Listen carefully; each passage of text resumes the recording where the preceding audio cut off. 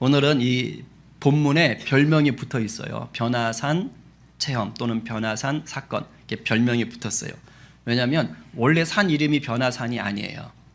학자들은 여기가 이제 헤르몬산이라든가 아니면 갈릴리 바로 위에 있는 다볼산이었을 것이다 얘기하고 있어요. 근데 왜 변화산이라 그러느냐? 변했으니까.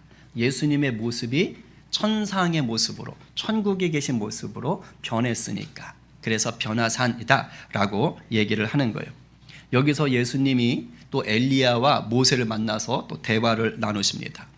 그리고 막 구름이 막 덮이더니 구름 속에서 하나님의 음성이 들리기도 합니다.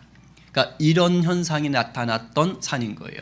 자, 여러분 지금 말씀드린 거, 예수님의 얼굴이 막 변하고 형상이 변하고 구름이 덮이고 엘리야 모세가 튀어나와서 막 대화를 나누고 이런 것들 우리 일상에서 평상시 경험할 수 있는 것들입니까? 아니지요. 평상시 이런 거 막 일상에서 경험하면 이상한 분인 거예요. 그러니까 일상에서는 그냥 밥 먹고 차 타고 친구하고 대화하는 이런 게 일상이에요.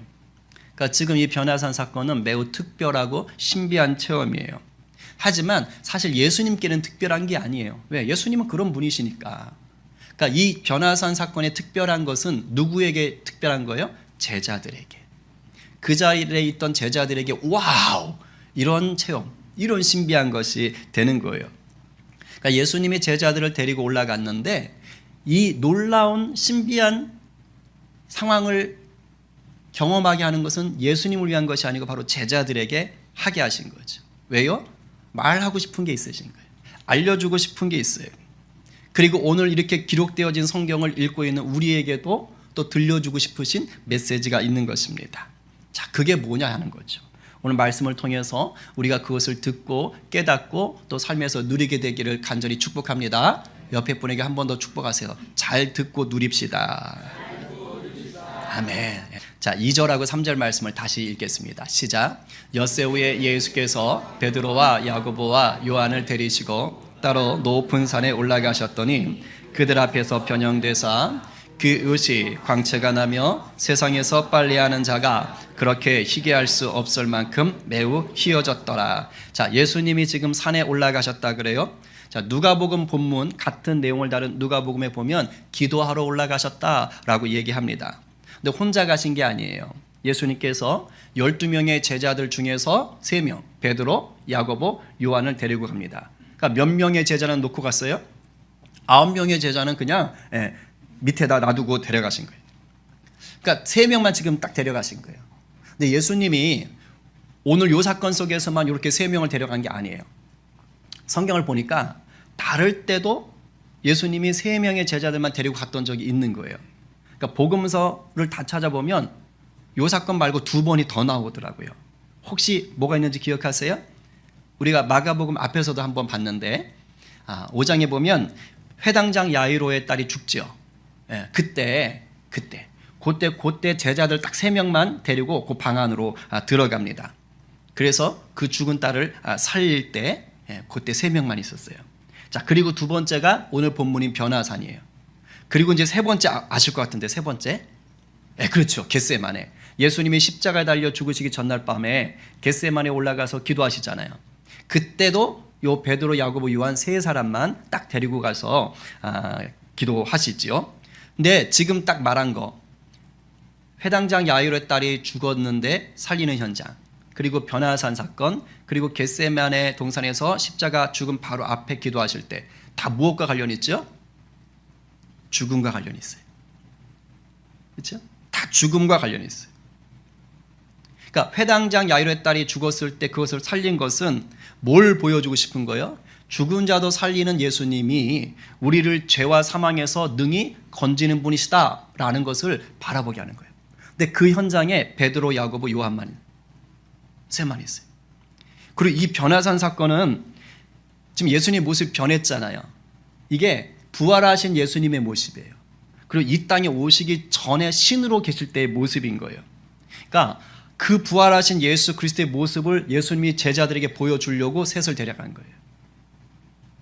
완전한 인간으로 이 땅에 오신 그 예수님의 모습이 아니라 신적인 예수 그리스도, 하나님의 아들의 모습을 지금 이 변화산에서 보여주고 있는 거예요. 그래서 이걸 가르쳐 주려고 설명한 게 뭐예요? 예수님이 입고 계신 옷이 세상의 그 어떤 것으로 빨리 해도 희게 할 수 없을 만큼 희더라. 그리고 광채가 나더라 라고 얘기하는 거예요. 이게 요한계시록 1장에 가면 그 인자가 그 촛대 사이를 거니시는 모습이 이와 비슷하게 나타나요. 아주 환상적인 모습으로 그려지고 있는 거예요. 그래서 2절에서 예수님이 변형대사라고 할 때 이 변형됐다라는 이 말은요, 그냥 겉에만 변형됐다라는 뜻이 아니에요. 속부터 다 존재 자체가 다 변했다라는 의미거든요. 그러니까 예수님이 완전히 신적 존재, 신으로, 신의 모습으로 지금 변하신 거다라는 거예요. 그러니까 이 변화산 사건은 뭘 보여주는 거예요? 네, 바로 부활하시는 예수님을 바라보게 하는 사건인 거예요. 굉장히 중요한 거죠. 이것도 역시 죽음을 뛰어넘은 부활의 예수님을 보는 거죠. 자, 겟세마네 현장, 십자가 죽음 앞에서 혼자서 기도해도 되는데 요 세 명을 데려가서 야, 니들도 같이 기도해자 라고 하잖아요. 뭘 보여주고 싶은 걸까요? 온 세상의 죄를 대신 지셔야 되는 그 예수님의 영적인 무게가 어떤 것인지를 같이 지금 깨닫게 하시고 싶은 거예요. 물론 제자들은 잤지만 그 현장 가운데로 올라오게 하신 거예요. 내가 그냥 나 한 사람 죽는 게 무서워서 떠는 것이 아니다. 온 세상의 죄를 대신 져야 되는 자로서의 그 영적 무게감이 있다. 너희들이 그것을 증거해야 되지 않겠느냐? 하면서 지금 불러드린 겁니다. 그러니까 이 세 사건 모두가 평범하지 않아요. 일상 속에서 흔히 겪을 수 있는 것이 아니에요. 대단히 특별해요. 그것도 죽음과 부활과 다 연관이 있는 사건들입니다. 죽음과 부활, 뭐지요? 예수님이 이 땅에 오신 이유잖아요. 그런데 이것을 가르쳐주는 이 사건 속에 12명의 제자가 다 있는 게 아니라고요. 선택된 세 사람만 있는 거예요. 왜 세 명일까? 왜 베드로, 야고보, 요한일까? 이들이 믿음이 가장 좋았을까요? 아니면 가장 열심을 보였을까요? 아니면 영적인 갈급함이 가장 컸을까요? 몰라요. 본문이 말해주지 않으니까 몰라요. 근데 중요한 건 예수님이 이 세 사람을 선택하셨다라는 거예요. 그리고 예수님이 이들에게 그 주님의 크고 놀라운 능력과 은밀한 비밀들을 볼 수 있는, 깨달을 수 있는, 증거할 수 있는 기회를 주셨다라는 것입니다. 놀랍지 않습니까? 제가 말씀을 묵상하고 준비하다가 깨달았어요. 그렇구나.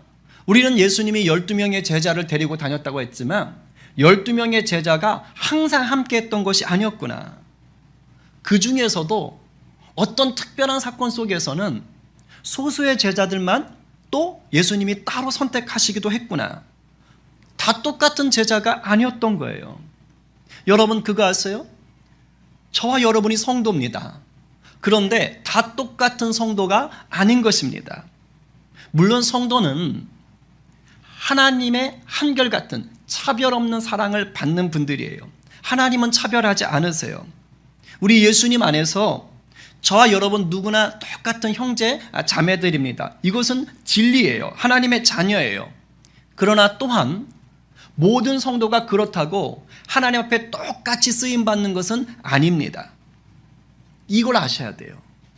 그 성도가 가지고 있는 믿음의 분량에 따라, 그 성도가 훈련한 믿음의 훈련 정도에 따라, 그리고 전적인 주님의 주권에 따라서 다 달라요. 쓰임받는 게 다 달라요. 주님이 귀히 여기시고 가까이 두고 사용하시는, 함께 동역하시는 그러한 성도가 분명히 있다는 것입니다. 반대로 우리 교회는 그런 분이 없으면 참 좋겠는데 어떤 성도는 이 땅을 사는 동안 그냥 예수님 속만 썩이다가 그러다가 부끄러운 구원을 얻는 성도도 간혹 있어요. 간혹. 여러분은 어떤 성도입니까? 저는 제 자신에게 그런 질문을 물어봤어요. 여러분은 어떤 성도입니까? 우리가 이왕 구원받았다면 우리 주님께서 늘 가까이 두시고 크고 은밀한 일들을 보여주시는 그런 제자가 되시기를 간절히 축복합니다. 저는 늘 그런 생각을 했어요. 그런 기도했어요. 예수님, 저는 예수님이 한 번 쓰고 갖다 버리는 나무젓가락 같은 일꾼 되지 않게 해주세요. 저는 그 기도 많이 해요. 예수님이 바로도 쓰시잖아요. 그러니까 한 번 쓰고 버리는 나무젓가락 같은 그런 성도가 되시면 안 되는 거예요. 그냥 옆에 딱 끼고 있는 그런 성도가 돼야 돼요. 그런 갈망이 있어야 되는 거예요. 물론 내가 그렇게 선택받고 싶다고 내 마음대로 선택받는 것은 또 절대 아닙니다. 왜냐하면 이건 은혜예요. 주님의 주권이에요. 그러니까 주님께서 은혜로 주권적으로 우리를 선택하시는 것입니다. 그러나 희망을 놓지 마세요. 뭐 뽑히면 좋고 안 뽑히면 말고가 아니라 주님께서는 또 이런 말씀도 하시거든요. 말씀 속에서 두 구절이에요. 야고보서 4장 8절. 자, 시작. 하나님을 가까이 하라. 그리하면 너희를 가까이 하시리라. 자, 하나님은 어떻게 하면? 가까이 하면. 하나님도 우리를 가까이 하신다. 믿음으로 받으십시오. 그 다음에 예레미야 33장 3절 잘하는 거 시작. 너는 내게 부르짖으라. 내가 네게 응답하겠고 네가 알지 못하는 크고 은밀한 일을 네게 보이리라. 아멘. 아멘입니까? 그래요. 여러분, 주님께서 우리를 주권적으로 선택하시지만 또한 우리 성도 입장에서 우리가 하나님을 가까이 할 때 하나님 우리를 가까이 해 주시는 거예요. 우리가 주님 앞에 부르짖을 때 주님 우리에게 야 귀하다 그래 그러면 미처 우리가 몰랐던 크고 은밀한 비밀들을 보여주시고 누릴 수 있게 하시는 것입니다. 이 은혜가 여러분 가운데 가득하게 되기를 간절히 축복합니다. 아멘이에요.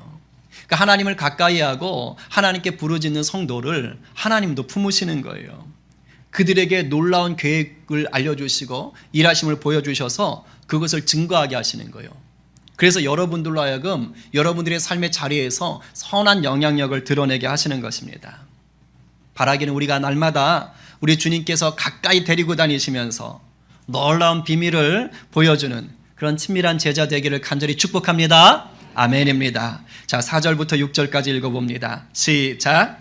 이에 엘리야가 모세와 함께 그들에게 나타나 예수와 더불어 말하거늘 베드로가 예수께 고하되 랍비여 우리가 여기 있는 것이 좋사오니 우리가 초막셋을 짓되 하나는 주를 위하여 하나는 모세를 위하여 하나는 엘리야를 위하여 하사이다 하니 이는 그들이 몹시 두려워하므로 그가 무슨 말을 할지 알지 못함이더라. 아멘. 지금 예수님이 눈부시게 변하신 거예요. 너무너무 환상적이고 놀라운 일이 벌어진 거예요. 근데 더 놀라운 일이 벌어졌어요. 엘리야하고 모세가 딱 나타나가지고 예수님과 대화를 나누고 있는 거예요. 근데 여러분, 유대인들에게 엘리야는 누구냐? 수많은 선지자들 중에 대표, 선지자들의 반장격이에요. 그래서 엘리야 딱 그러면 뭐 하는 거예요? 아, 선지자들의 상징이구나. 이제 그 선지자들의 상징인 엘리야가 딱 나타난 거예요. 자, 그다음 모세는 누굽니까? 뭘 상징할까요? 모세가 시내산에서 뭘 받았어요? 십계명, 그렇지, 십계명 받았지. 십계명을 포함한 율법. 아, 십계명만 받은 거 아니에요. 율법을 받았어요. 아, 그래서 모세는 뭐냐? 율법을 상징해요. 그래서 율법을 받은 자가 되는 겁니다. 그래서 예수님이 말씀하시잖아요. 율법과 선지자라고. 그게 모세, 율법과 그다음 많은 선지자들의 말씀. 이게 성경을 얘기하는 거거든요. 그러니까 엘리야하고 모세를 얘기할 때는 뭘 얘기하는 거예요? 성경 전체를 얘기하는 것입니다. 그렇게 아시면 돼요. 엘리야하고 모세는. 그러니까 지금 성경 전체를 대표하는 두 인물이 나타나서 예수님과 뭐 하고 있어요? 얘기를 하고 있어요. 이 말은 뭔 말입니까? 성경 전체가 예수님을 증거하고 있다 이 뜻인 거예요. 지금 그것을 상징적으로 우리 눈에 보이도록 딱 보여주고 있는 거예요. 그렇습니다. 모세가 받아서 전한 율법은 결국은 무엇을 보여주는 거예요? 완전한 진리요 율법의 완성자로 오실 예수님을 보여주는 거예요. 지금 그 장면이 있는 거예요.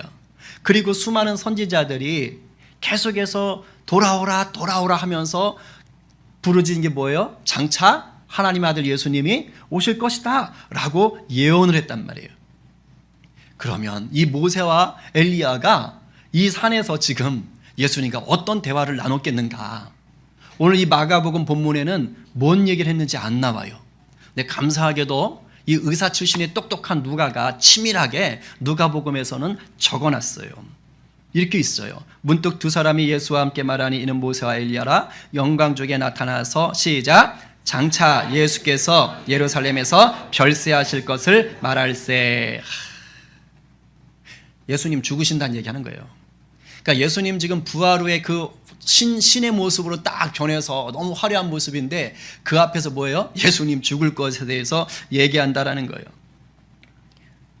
우리 죄를 위해서 대신 골고다 언덕에서 십자가 달려 죽으실 것에 대해서 얘기한다라는 거예요. 근데 이 한 줄만 얘기하기에는 이게 뭔가 요약해 놓은 거니까 뭔가 밋밋해. 그러면서 저 혼자 생각한 거예요. 무슨 얘기였을까? 어떤 얘기였을까? 그러다가 혹시 이런 얘기 했을 것 같아 하고 혼자 생각을 하는 거예요. 모세, 율법의 완성으로 오신 예수님, 우리를 자유케 하실 진리로 오셔서 이제 곧 십자가에 달리시는 거군요. 얘기하겠죠. 그런데 옆에 있던 엘리야가 그러게요. 우리 선지자들이 엄청 예언했는데 야, 이제 그 예언이 곧 성취가 됩니다요, 예수님? 그랬더니 모세가 이제 그 십자가를 딱 통과하시고 나면 지금처럼 부활의 몸으로 계시는 거군요. 기대가 됩니다. 그랬더니 또 엘리야가 저도 너무너무 기대가 됩니다. 예수님 감사합니다. 뭐 이러고 있지 않았을까요? 죄송해요.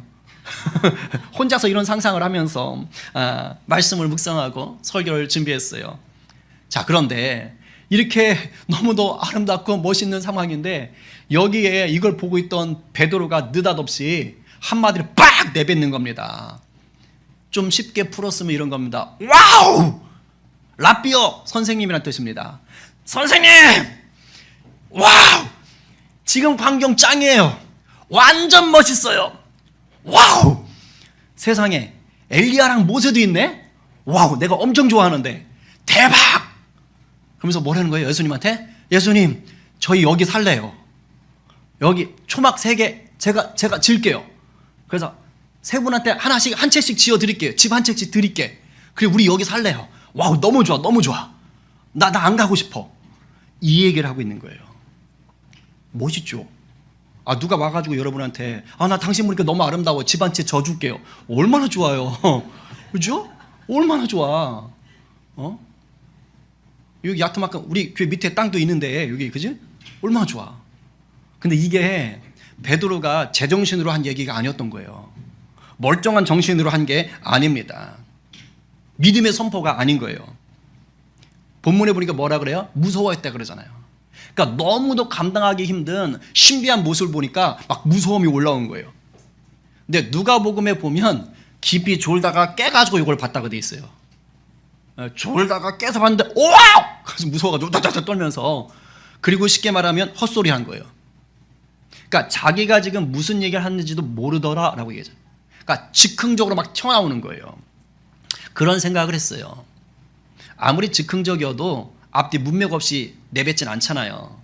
그러니까 베드로가 좀 성미가 있거든요. 급해요.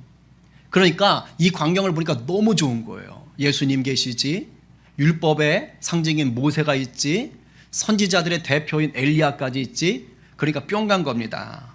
그러니까 거기다 예수님은 신의 모습을 하고 있잖아요. 와우. 그러니까 그곳에 당연히 있고 싶죠. 너무 좋잖아요. 그래가지고 얘기한 거예요. 저 여기 너무 좋아요. 여기 있고 싶어요. 그런데 이것은 베드로의 올바른 믿음의 고백이 아닌 거예요. 왜 그럴까요? 예수님의 지금 이 광채나는, 베드로가 보고 있는 이 광채나는 모습은 뭐를 통과한 모습이에요? 십자가. 십자가를 통과해야지만이 입으실 부활의 몸인 거예요. 그걸 지금 미리 보여주는 것 뿐인 거예요. 근데 베드로는 지금 그 생각을 안 하는 거예요. 여기 계속 살면은 십자가 지지 말란 얘기잖아요. 모세와 엘리야도 지금 부활한 게 아닙니다. 예수님께서 예수의 능력으로 잠깐 부르신 것 뿐이에요. 이들도 돌아가야 돼요. 그래서 예수님이 재림하실 때 부활의 몸을 입게 될 피조물에 불과한 자들인 거예요. 그리고 예수님은 십자가를 지시러 이제 산 밑으로 내려오셔야 되는 거예요, 죽으러. 그래서 제가 아까 9절 말씀까지 읽었는데 9절에서 그들이 산에서 내려올 때에 라고 하는 거예요. 이게 왜 부활에 대한 얘기냐면은 예수님 말씀하시잖아요. 인자가 죽은 자 가운데서 살아날 때까지는, 부활할 때까지는 아무한테도 말하지 마라. 왜? 말해도 모르니까.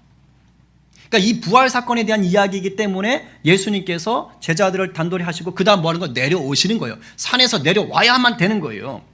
근데 베드로는 그런 생각 없이 그냥 와 여기 너무 좋아요. 나 여기 있을래요. 이렇게 얘기했던 것이죠. 여러분 우리가 신앙생활을 하다 보면 이미 하신 분들도 있고 아직 못 하신 분들도 있는데 오늘 이 변화산 사건처럼 뭔가 신비한 체험, 매우 특별한 감동을 받을 때가 있어요. 뭐 일종의 여러분들이 방언을 처음 받을 때도 이런 신비한 체험이지요. 어떤 성도는 기도를 하다가 깊이 잠들어서 예수님을 만나는 꿈을 꾸기도 해요. 어떤 성도는 기도하다가 뒤로 넘어가기도 하고 어떤 성도들은 환상을 보기도 하고 어떤 성도들은 천국의 향기라고 할 수 있는 이상한 아주 좋은 향기를 맡기도 하지요. 그러니까 저 같은 경우는 환상을 좀 본 경험들이 몇 번 있어요. 그리고 뭐 예수님의 음성, 내적인 음성을 듣는 경우들은 뭐 꽤 많고요. 저 같은 경우도 몇 번 있었어요. 예수님이 십자가에 달려 계신 거, 그리고 예수님께서 흰 옷을 입고 오셨는데 그 예수님이 어떤 형제를 꼭 안아주고 있는 환상, 그리고 예수님이 이렇게 엎드리셔가지고 교회를 품에 안고 계시는 그러한 환상을 보기도 하고, 그리고 제가 학교 선생이 되기 전에 기도하는 가운데 봤던 환상은 제가 학교 선생이 될 거라는 확신이 아직 없을 때, 아무런 기약이 없을 때, 그냥 도전만 하고 있을 때, 그때 교실에서 제가 수업을 하고 있고 그 교실에 성령님이 임하는 그런 환상. 그런 다음에 한 두어 주 뒤에 제가 학교 선생으로 합격을 하죠. 그러니까 그런 환상들, 그런 환상들을 제가 본 적이 있어요. 그리고 음성을 같이 듣기도 하고요. 자, 그런데요, 이런 특별한 환상을 보거나 음성을 듣잖아요. 기분 정말 째집니다. 너무 좋아요. 막 하늘을 날아갈 것 같아요. 그리고 벗어나고 싶지 않아요. 그냥 환상 속에 있고 싶어. 제 기억으로는 서태지 노래인가, 환상 속에 그대가 있다, 뭐 그런 거. 맞아요? 맞나? 이쪽 늙은 세대들이 하시는구나. 이거 몰라. 아니 막 준비하는데 갑자기 그 노래 가사가 막 떠올라가지고 저 유행 안 듣는데 잘. 여하튼 그 환상 속에서 벗어나고 싶지 않은 그 감정들, 막 그런 게 있거든요. 그리고 그런 환상들 있잖아요. 그 신비한 체험을 계속 하고 싶어요. 너무 좋으니까 막 수시로 하고 싶은 거예요. 근데 언젠가부터 있잖아요, 주님이 저한테 그런 환상을 안 보여주세요. 그래서 하루는 삐쳤잖아요. 아주 이제 나를 좀 미워하시나? 버리시나? 그래가지고 제가 좀 환상을 보고 싶은 게 있었어요. 제가 이제 목사가 돼야 될 때, 여기 이제 다 내려놓고 목사가 되려고 마음을 먹고 있을 때, 그때 막 환상을 좀 보여주시면 좋겠다, 막 그런 기도를 했던 적이 있거든요. 왜? 제가 중요한 순간에 항상 보여주셨으니까. 그래서 열심히 기도했는데 안 보여주셔.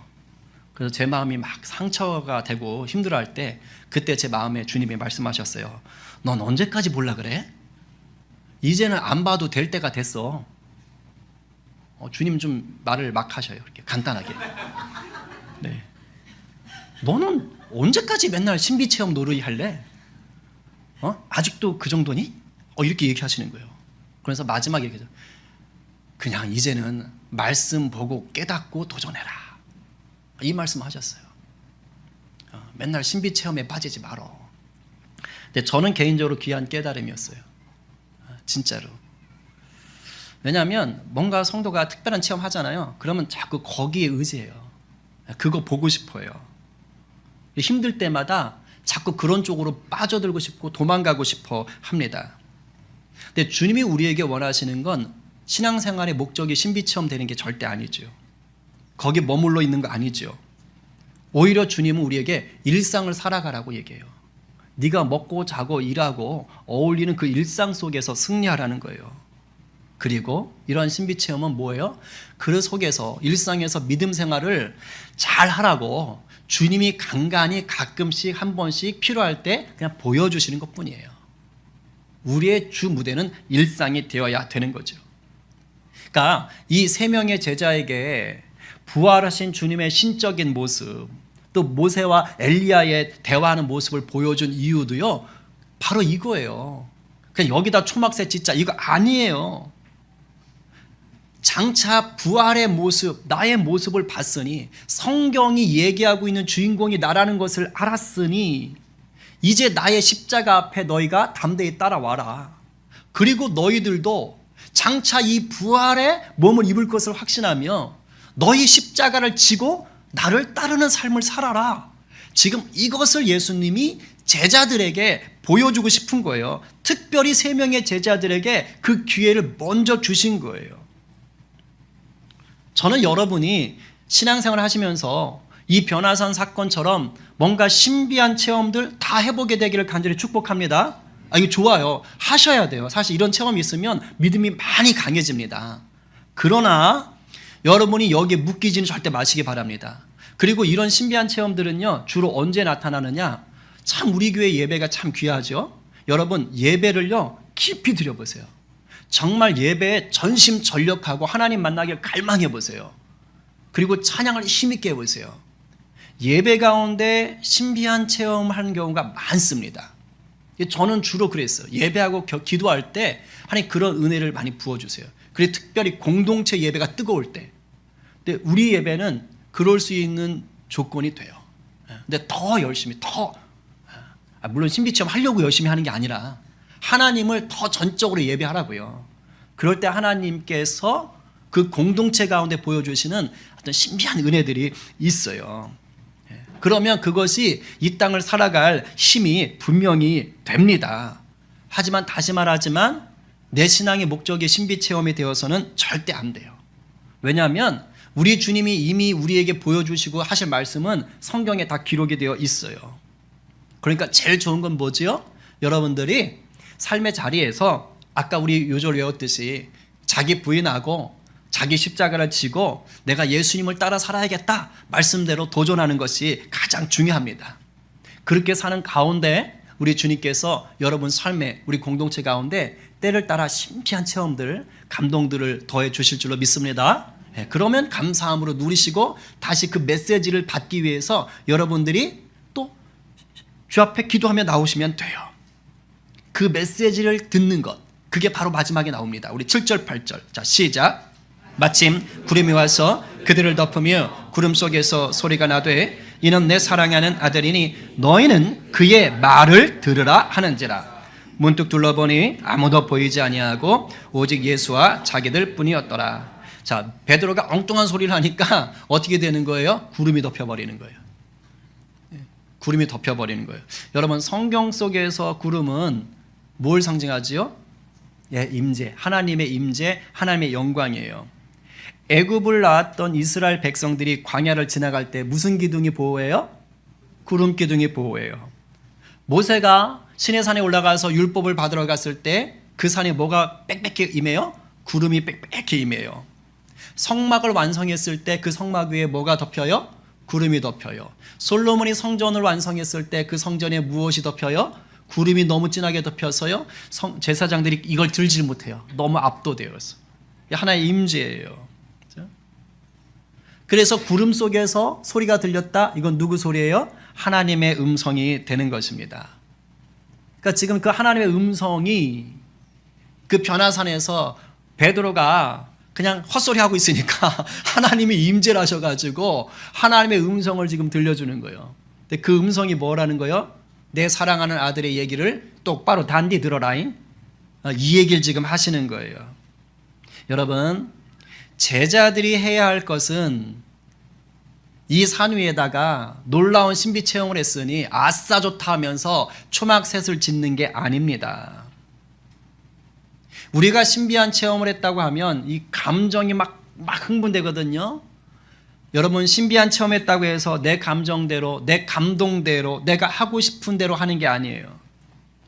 하나님이 사랑하시는 예수 그리스도의 말씀에 더 청종하는 거예요. 이것들을 통해서 우리 주님이 뭘 말씀하시고 싶어 하는지를 찾는 것입니다. 여기서 내 사랑하는 아들의 말을 들어라 할 때 이 듣는다라는 것은 뭐지요? 순종해서 행동해라 라는 뜻인 거예요. 그냥 리스닝이 아니에요. 액션이 들어가야 되는 거예요. 그래서 제가 여러분들에게 신비한 체험, 신비한 환상 그런 것과 상관없이 일상을 살아가면서 우리 주님의 신비롭게 일하시는 것을 경험할 수 있는 방법을 알려드릴게요. 그게 바로 이 마지막에 해당되는 건데요. 그건 우리 주님의 말씀을 듣는 거예요. 일상 속에서 예수님의 말씀을 전적으로 듣고 순종하려고 한번 발버둥 치는 거예요. 그러니까 그것을 놓치지 않는 거예요. 이게 주님 말씀이구나 라는 걸 놓치지 않고 거기에 순종해 보는 거예요. 여기서 말씀이신 주님이 우리가 순종하잖아요. 그럼 어떻게 할까요? 주님께서 순종하는 우리를 보시고 주님의 신비한 방식으로, 그러니까 우리의 생각을 뛰어넘는 방식으로 주님은 일하세요. 그리고 그것을 여러분들이 경험하는 거예요. 그러니까 내가 꼭 무슨 신비한 환상을 보지 않아도 말씀에 순종하면서 살면 주님은 일상 속에서 우와, 어떻게 이런 일이? 뭔가 다른데? 라는 것을 수시로 경험하게 하시는 거예요. 여기서 주님의 말씀이라는 것은 기록된 성경 말씀, 여러분들이 읽고 묵상하는 것도 해당되고요. 이렇게 설교를 듣는 중에 깨달아지는 것도 해당되고요. 또는 여러분들이 큐티 떠나서 저나 아니면 우리 신앙의 선생님들이나 셀장님들이 이렇게 툭툭 권면하거나 지나가면서 한마디 하는데 그게 와닿는 것들이 될 수 있어요. 그게 주님의 말씀일 수가 있는 거예요. 이번 주 수요일에 놀라운 일이 있었어요. 제가 수요 예배 때도 얘기했는데 현민 형제가 그날따라 아침에 와서 기도하고 저녁에도 와서 6시부터 와서 막 기도하고 있는 거예요. 그래서 오늘 장사 되게 안 되는 모양이다. 제가 걱정이 돼가지고 근데 안 가. 6시부터 와가지고 그래가지고 있었어요. 근데 그날따라 이게 찬양팀에 남자 보컬들이 다 안 온 거예요. 정학고 집사님도 감기 몸살에 걸려서 못 가겠어요. 용수도 아직 속이 안 좋아서 못 가겠어요. 남자 보컬이 없는 거예요.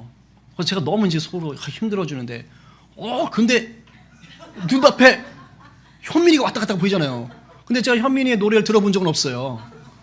그래서 전혀 저도 감은 없는데 그냥 자꾸 보이는 거야. 혹시 주님의 뜻이 아닐까. 그래가지고 현민아 너 오늘 보컬 좀 할래? 그런데 들은 채 많지 하고 쑥 나가버리는 거예요. 이제 이러고 이제 이 사람한테 다시 싹 보이는 거예요. 저쪽 바깥에서 왔다 갔다. 그래서 현민아 보컬 해야지. 그랬더니 쭈삣쭈삣 들어오면서 기다렸다는 듯이 딱 앉아가지고 하는데 생각보다 찬양을 잘해요. 원래 마이크 잡고 노래할 때 찬양을 못하면 이게 튀거든요. 찬양을 못하면 튀어요. 근데 잘하면 안 튀어요. 잘 묻어가더라고요. 그래서 야, 내가 사람 보는 눈이 있었구나. 주님이 있었구나. 이 생각을 하고 넘어갔어요. 근데 현민이가 어제 신앙 고백을 하잖아요. 원래 자기가 일찍 왔는데 원래는 예배드릴 마음이었지만 마음속에 자꾸 마귀가 그냥 가. 그냥 집에 가. 뭔 예배 드려. 가. 계속 그랬대요. 저는 그것까지 몰랐어요. 계속 집에 가 그랬대요. 그래서 집에 가려고 이제 가방 들고 나가려고 하는데 현민아 빨리 와. 이렇게 했다는 거예요. 그래서 자기가 깨달았대요. 이건 주님의 음성이다. 그래가지고 놀라운 막 소름이 쫙 올라요. 이거 신비체험 아니에요? 소름이 쫙 올랐다는 거예요. 그래서 제일 앞자리에서 예배했잖아요. 맨날 저 자리에 앉거든요. 맨 뒤에. 나중된 자가 먼저 되는 은혜가 이게 딱 있었던 거예요. 그러니까 여러분 말씀에 순종하면 놀라운 일들이 벌어지는 거예요. 여러분 말씀대로 살면 일상이 신비체험인 줄로 믿으세요? 아멘이에요. 이제 정리할게요. 구원받은 자 모두가 다 똑같은 신앙생활을 하는 게 아니라고 했어요. 주님과 얼마나 친밀한가에 따라 또한 주님의 주권적 선택에 따라 신앙의 질은 천차만별입니다. 바라기는 우리 모두가 주님 곁에서 우리 주님이 늘 가까이 데리고 다니며 크고 은밀한 일을 보여주시고 증거하게 하시는 제자 되기를 바랍니다. 또한 특별한 체험하실 수 있어요. 신비한 체험하실 수 있어요. 자, 그것은 그게 목적이 아니에요. 거기에 빠져들라는 게 아니에요. 그것을 통해서 일상에서 내가 어떻게 살아야 되는지를 알려주시는 거예요. 그것을 여러분들이 잘 분별해 내시기를 간절히 바랍니다. 주님의 입술에 여러분들이 초점을 맞춰야지